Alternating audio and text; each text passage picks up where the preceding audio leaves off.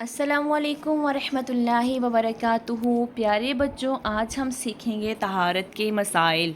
पीछे हमने वैसे तहारत की जो हदीस पढ़ी थी, हदीस मुबारका पढ़ी थी, उसमें हमने तहारत की कुछ चीज़ें पढ़ ली थी, लेकिन आगे भी हम इंशाल्लाह पढ़ेंगे कि हमें क्या क्या चीज़ें अपनानी चाहिए तहारत के लिए। तो नंबर 1 में आ जाते हैं कि वॉशरूम के आदाब।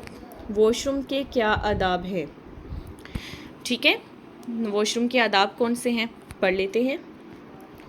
जैसे कि नंबर 1, वॉशरूम में दाखिल होते वक़्त पहले बायां पाँव अंदर रखकर दाखिल हूँ।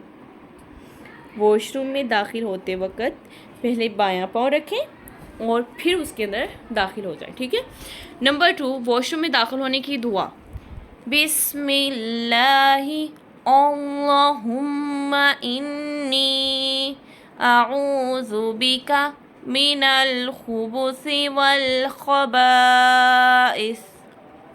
बिस्मिल्लाहि अल्लाहुम्मा इन्नी अऊज़ु बिका मिनल खुबुसि वल खबाइस, ठीक है।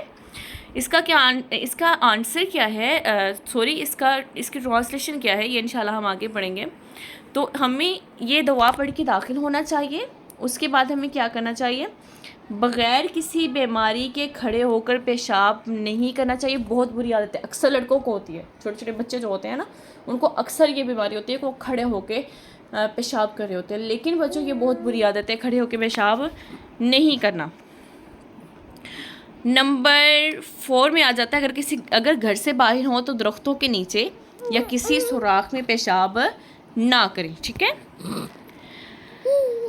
आगे है जी नंबर 5 में, अगर घर से बाहर पेशाब के लिए ऐसी जगह का इंतखाब करें, ठीक है। घर से बाहर पेशाब के लिए ऐसी जगह का इंतखाब करें जहाँ कोई आपको देख ना सके। किसी के सामने आपने नहीं ये हरकत करनी, बहुत बुरी लगती है।